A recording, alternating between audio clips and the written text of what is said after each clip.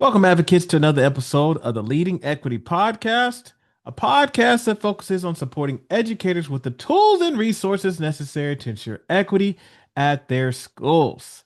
Today's special guest is Kristen Buras. So, without further ado, Kristen, thanks so much for joining us today. Thank you so much, Sheldon. I'm looking forward to our conversation. The pleasure is all mine. I'm excited as well. We're going to talk about education in New Orleans, specifically post Katrina, and we'll kind of talk about that a little bit. But before we get into today's topic, I'd love for you to share a little bit about yourself and what you currently do. Absolutely. So I've been a professor for 2 decades. I was at Emory University, then at Georgia State, and I am now working full time with Urban South Grassroots Research Collective, which is really a coalition that I developed in New Orleans with mostly African American organizations. I rely on these organizations to make sure that my organization, that my work is community-based in terms of the research approach, and that I'm responding to issues that the community considers to be important. And we also try to tie research to grassroots organizing and racial justice issues. So that's sort of what I'm about. I was born and raised in the city of New Orleans. I'm really passionate about fighting for racial justice in the Deep South because that's where my roots are. A lot of that has fed into my work in New Orleans. Okay. Well, let's talk about it. Katrina, I was in college. I remember, for those who are listening who aren't familiar, especially my folks outside of the United States that are listening, Katrina was a very large hurricane. Was it category 5, I believe, Yes, it was. that devastated a lot of the southwest coast or southwest coast of the United States, specifically New Orleans and Louisiana area. I remember being in college in Alabama, so not too far from Okay. Louisiana, and we felt the storms. I can't even imagine what it was like to actually be there. What was some of the aftermath that you noticed from the education side of things? Yeah, that's a really good question because a lot of times when a natural disaster happens, there's an understandable focus on sort of the immediate aftermath, homes being flooded and lives being lost. And clearly Mm, that's important. But what's really tragic is that that wasn't the worst of it. The mm, worst of it were the policies that came down the pike in the weeks and months after the storm. Sheldon, there were a number of African American communities and neighborhoods that hadn't even been back to see whether their homes were standing. And there was already a strong move at the local, state, and federal level to begin to sort of shut down neighborhood schools and to privatize the city school system. There's a state-run district in Louisiana called the Recovery School District, and it actually took over most of New Orleans public schools right after the storm, and then over subsequent years began to contract with charter operators to privately manage those schools. But again, in the weeks and months after the storm, a lot of this, most of it was done without any input from the communities that would be most affected, and that is Black students and their families. So it sounds like this happened rather quickly. So the storm happens, and then within, I don't know, a few months or so, a year, we started to see this privatization and changes that were taking place. It was pretty quick, yes. I mean, reports were issued within the first report came out 12 days after the storm. If you Wow. can imagine it, it was actually put out by the Heritage Foundation, which we all know Mhm. is a very conservative foundation. And they put out a big report saying that we should create New Orleans and other hurricane affected areas as what they called opportunity zones, and that entrepreneurs should take the lead and that school choice should be the policy that got implemented. And one of the things that happened that was notable is that the federal government did offer monies for reopening schools, but the monies they offered were tied to chartering those schools. They weren't tied to reinforcing the return of the traditional neighborhood public schools. Okay. So it sounds, to put it, I guess, bluntly, making money or finding ways to make money off of Black families, especially in their time of need and devastation, has taken place. Katrina happened, when was that? 18, Yep, was it? it happened almost exactly 20 years ago. This Okay. August Okay. 31st was the 20-year mark. So it happened on August 29th of 2005. 2005. Okay. Yep, 20 years ago. Policies were taking place. I'm sorry, you were going? Well, Sheldon, I hate to interrupt, but the thing I Mhm. didn't mention to you that is most significant is that within about 6 months of the storm hitting, actually less, all of the teachers who had taught in the city's public schools were summarily terminated without any due process. They were given a notice that they would be terminated. And it was March of 2006, just a few months later, they were terminated. This is at a time when the city needed to reopen its schools. And many of those folks were a part of New Orleans Black middle class. Teachers, preachers have long been a bedrock of the Black middle class. And this was the case in New Orleans. On many levels, it was a racial project. Okay. Yeah. And that's unfortunate. And here we are. So Yeah. a lot of Black families lost their jobs. You said middle class, and obviously that impacts economically. And then the amount of stress and the things that happen. Yeah. Where are things at now? So that was 20 years ago. What are you seeing now when it comes to the education out in New Orleans? Have you seen any other areas maybe outside of New Orleans that have kind of taken on some of those similar characteristics and the privatization, things like that? That's a really good question. A lot of what I've done over the past 20 years has been storytelling, working with the community to tell stories about what privatization means at the ground level, not the top-down narrative about what privatization is supposed to be, but the way it's actually experienced by Black children, their families, and their communities. And these stories, sadly, have been of great interest to people in other cities because in areas like Chicago and Indianapolis and Memphis and Detroit and LA,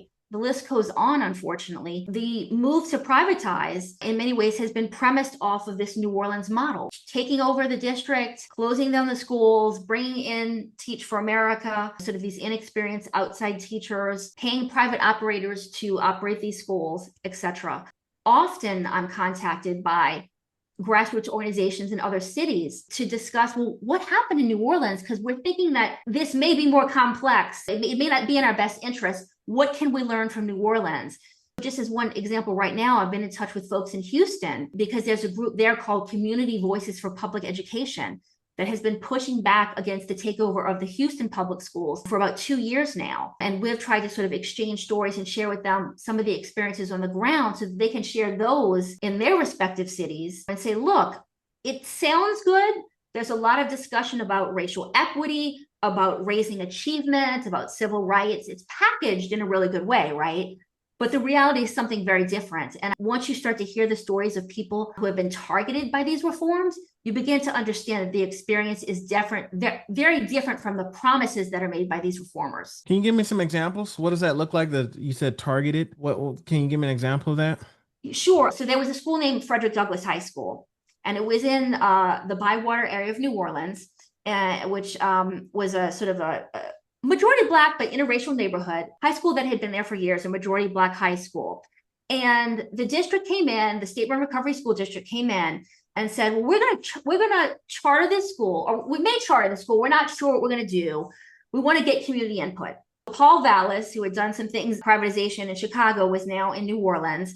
And he came in as the superintendent, had this huge meeting about whether or not the school would remain open. Well, the meeting, frankly, turned out to be a farce because the community was told that they had several months to weigh into this sort of school planning process. And yet, 2 weeks after that, the state superintendent wrote a letter to that community organization saying that Douglass would not be reopened as a public school. And the very next year, it was taken over by the Knowledge is Power program as a charter school.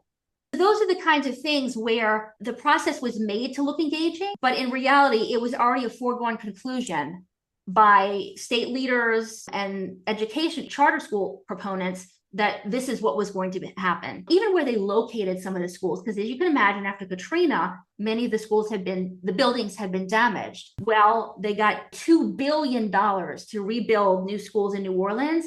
But even though those schools were going to remain majority Black, many of those schools were built outside of Black neighborhoods. Again, that was a larger part of disinvesting in these neighborhoods, and placing the schools outside of them was a component of that. So in those ways, that's what I mean when I say it was a racial or racialized project. It was not intended to benefit the city's African-American community, but in many ways to benefit profiteers, many of whom were white. So how is this legally possible, I guess? How are they able to get away with this, if that makes sense? I mean, well, it's really interesting. So one of the things I said, 2 years before Katrina, they actually developed something called this State-Run Recovery School District, the RSD. But what's interesting about this, and this shows you sort of the legal machinations behind the scenes, are that when Katrina struck, under the existing standard for what defined a failing school in Louisiana, most of the public schools in New Orleans were not failing. Therefore, the RSD wasn't going to be able to take over the majority of schools. 2 months after Katrina, they called a special legislative session in Baton Rouge. And at that special legislative session, they passed something called Act 35. And quite simply, what they did is they raised the cut point for failure from a scale of 60 on a scale of 200 to 87.5, just below the state average. By raising the cut point for failure, more schools were failing, the majority now were failing, and the RSD was able to legally legitimize its takeover of those schools. So again, you talk, and I spoke to people. There were conversations going on in Baton Rouge about what kind of formula do we need to use to ensure that we can maximize the number of schools that we take over in Orleans Parish. And what is so interesting and disturbing is that if you think about this, these schools were taken over under the auspices of wanting to uplift Black children, right? Give them opportunities they had never had. But at any given moment, the state legislature could have done that.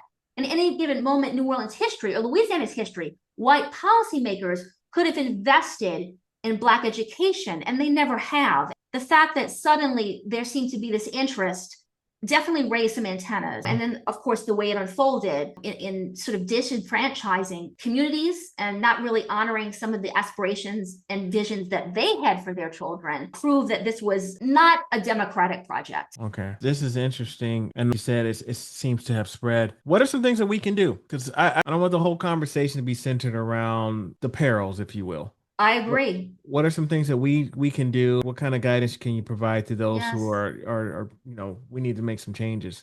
Yes. Well, one of the things that I have tried to do with Urban South Grassroots Research Collective is to use storytelling. And that stories can be a really powerful thing. They move people. People relate to them. And very often they can be even more powerful than some of the numbers that get thrown around. Because often this is a numeric discussion. Oh, the test scores were here. We want to get them here.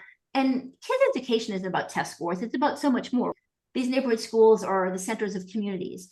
One of the things I've done, and which I actually did in my most recent book, which I know we'll talk about, is to tell the story of a high school that was closed down in New Orleans before its doors were shut. And the reason I thought this was important, Sheldon, is because the narrative that accompanied the mass firing of teachers, the justification that was used for needing to privatize and charter these schools was that, oh, the Black teachers in New Orleans are inept, they're uncaring, they can't be trusted with this responsibility to educate children well.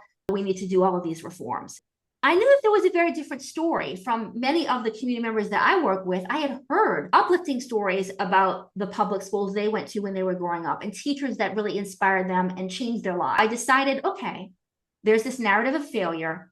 I want to look at it from the inside. I want to talk to people in one school as a case study who experienced that school over its 50-year history. And I want to ask them, was your school a success or was it a failure? What did you experience? Through oral history storytelling, they shared with me their experiences about a school in New Orleans called G.W. Carver Senior High School, which was located very near the Desire housing development. I chronicle the school's history over its 50 years. That school, I'll tell you, was ultimately shut down by the state-run recovery school district. Its name was taken over by some of the schools of a charter school network, which then got a brand new building on the historic site of the closed school. Layers of irony there. So the original public school, it was, I guess, destroyed over the flood.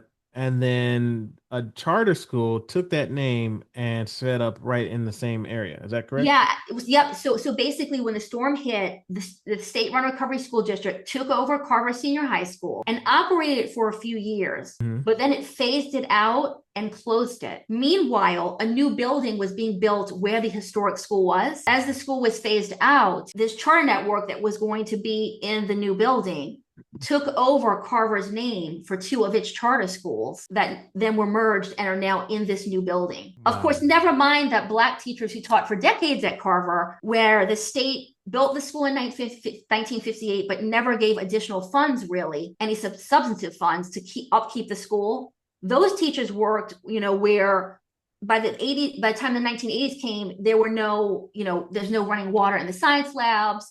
the bleachers aren't working in the gym, the music department needs new instruments, etc. Those teachers could have only dreamed of occupying this new building, right? And yet the Alumni Association for the historic school that wanted to be a part of operating it was not invited to do so. Instead, this charter network took the name and started its own operation on the historic site. So rather than solely focusing on that, what this book does is it tells the story of Carver Senior High School before the doors were shut. And again, you asked me what we can do. We need to tell these stories because they are telling a story, right? They are telling the story about how our public schools are failing, how the veteran educators in them don't know what they're doing. We need to share the story from the inside. Are these things true? What were those schools before you shut them down? And if we can push back with those narratives, there's a way of getting traction with that. At least I'm hopeful about that. Well, I love the optimism. I would say, telling the story, making sure there's awareness that's out there. That helps. But then also at the end of the day, we need policies and laws Yes, to we do. change as We do. well. I think it's important that we're voting in the right people, That's that right. we're if we're not voting them in, we're at least running for those positions ourselves. Yes, But those also to me are going to be the bigger tickets, if you will, when it comes to these changes, because these are literally policies that are being created where folks like myself aren't included in these conversations. absolutely. And so you had what do you call it? The recovery school district Yes. comes in, and those individuals have their own, I guess, their own goals and initiatives that they want. They raise the bar. I mean, they raise the standards, if you will. So that's a big piece as well. It's just we need to make sure that we have the right people in place when it comes to voting. I could not agree more, especially as an education policy scholar. I mean, the policies and the laws drive so much. The storytelling, though, is connected in the sense that sometimes it readies the ground for people to understand what kinds of policies we need, or to be able to sort of deconstruct the lies that they're being told by particular people who are running for office. I'm gonna say, well, no, I don't think that's quite so. This set of policies would be better for my community. So I think they can work in tandem, but the policies are a big part, and also I think people becoming more aware of the power of non-governmental entities. So for example, in New Orleans, it wasn't just the money coming from the federal government to rebuild charters. There were millions of dollars coming into New Orleans from private foundations, the Gates Foundation, the Broad Foundation, the Fisher Foundation, so forth, coming into New Orleans. In fact, they actually funded the city's major charter school incubator, which was called New Schools for New Orleans. Those think tanks and foundations also have a huge impact on how these reforms unfold. Yeah, absolutely. Okay. Well, folks, the links in the show notes for the book. It's something that you said it goes through what we stand to lose goes through a historical point. Now, I'm curious, the book title, help me Yes. understand, what do we stand to lose? What were your thoughts behind that? Yeah, that's a really good question.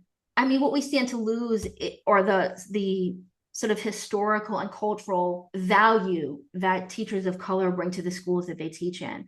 So this school, Carver Senior High School, Sheldon, the stories that I heard from the teachers, as well as 50 students across the late 50s, 60s, 70s, 80s, 90s, and early 2000s, they spoke of teachers they were part of an intergenerational pipeline. One of the teachers, Clarence Righteous, told me, and then I taught my grandchildren. So what do you mean by that, Mr. Righteous? And he said, well, I would teach a child, or maybe his brothers and sisters, and then years later, they would have a child and their child would come and I'd say, oh, are you a such and such? Are you a such and such? Because he knew the last names. So he knew the kids by lineage. And people were part of a community. They went to church together and would run across each other at the neighborhood store. There was that sense that sort of the past, present, and future generations were interconnected. Teachers, this is really important because we're living in an era where everything is focused on test scores. That these Black teachers at Carver Senior High School, yes, they were intent on kids mastering the content of their discipline. They wanted kids to read and write and do mathematics, all of that. But they didn't just teach the test. They taught these young people a sense of Black pride and how to navigate and push back in the system. They would bring in community members, past alums, for example, to the school to talk to the kids about their successes and their life histories. Lenora Condell-Gray, who was a social studies teacher there, would talk to the kids about the importance of using their voice. One of the students said, Miss Condell, she talked to us about this. Miss Condell is the reason that I registered to vote, because she told us that so many people had struggled for us to have this right and that we had a responsibility to exercise it. They truly educated the whole child, not just mathematicians and people who were literate, but people who were socially conscious about their community and wanted to participate in that freedom struggle. And that's something that you're not getting from the charter schools in New Orleans right now, to say the least. Yeah, it's interesting when you talk about history and talk about storytelling in the era where so much history is trying to get taken out. Yeah. And again, using our voice is important because these type of stories need to be preserved. I'm glad that you took the time to do the research, to ask questions from the community, not just whatever news articles you found, but you went to the people as well and asked them those very pertinent questions. Yeah. Because this history is very important. Yeah, I mean, in some ways, it can be a little, well, more than a little depressing, because obviously the historic school is closed. But I do think the history is important. Mr. Ernest Charles is a friend of mine, and he was an alum. He graduated in 68, I want to say. I have to look in the book, but he was in the 60s or 70s. But I was talking to him and I said, we have this beautiful history, but the school's closed. And he said, yes, but this history that we now have, right, that has been made concrete is something that we can give to our children. And at some point, we'll have to rebuild the public schools. And this book, in some small way, can encapsulate that legacy. And it's been really meaningful, too, for some of the teachers. Lenora Condell-Gray, I mentioned her, the social studies teacher. She's now in her 90s. You'd never know it. Miss Condell is completely together. But especially after being so disrespected through this mass firing, people had lost their homes and now they were losing their jobs. In some way, to have the historical record reconciled in some way, and to say, wait a minute, we did important work, is really critical at a personal level to the community. Absolutely. Well, Kristen, I said earlier, I'm learning a lot. I'm a history teacher by trade, so I enjoy the story and enjoy the understanding context. Consider how things were during this time frame. It's one thing to, again, dates and times and people. But I want you to put yourself in those shoes, put yourself in that space, how things were around this time. You had folks that had just lost not only their homes, but maybe family members. They didn't know where folks were. School may not have been a priority at that time for a lot of people, and they still wanted to get educated. But then on top of all of that, you have systems that are being put in place while you're not paying attention, while you're, again, focused on FEMA, focused on getting funding and finding your basic needs to be met. And then things get taken under without your, I guess, without knowing. So thank you. Absolutely. And we'll keep pushing. I think the way we all keep ourselves sane, at least the folks that I work with in New Orleans in this coalition, is just trying to draw inspiration from past historical figures in New Orleans. People do realize it, but Homer Plessy, the eminent sort of Supreme Court decision, Plessy versus Ferguson, that sort of enshrined racial segregation in this country. Homer Plessy was a shoemaker in New Orleans, member of New Orleans Afro-Creole community. And they got a whole citizens committee together to try to push back against racial segregation. And they lost, right? At the time they lost. But the thing they said, they wrote sort of something after they lost a Supreme Court decision. And they said, the highest court in the land has ruled against us, but we still believe that we were right and our cause is sacred. And I really take that to heart, because in many ways, we've sort of lost in New Orleans at this juncture, where at 20 years out, the school is still heavily chartered. There's only one traditional public school, and it just opened a year ago. But there have been other wins, smaller wins, and that we honor the legacy of past ancestors by continuing that struggle. And it doesn't mean you're going to win at every turn, but you still must fight. Absolutely. Well, I'd love for you to take us home with any final words of advice you want to provide to our listeners out there. Oh gosh, what a heavy burden. I'm not sure what I can say that would be that illuminating, but just that as we move through a really challenging time, where so many things that have been fought for are being turned back, just to keep ourselves whole, because that itself is a form of resistance. Just lean into those solidarities. I think so often in these struggles, solidarity is what keeps us whole and keeps us going. Just building those solidarities both within our cities and across cities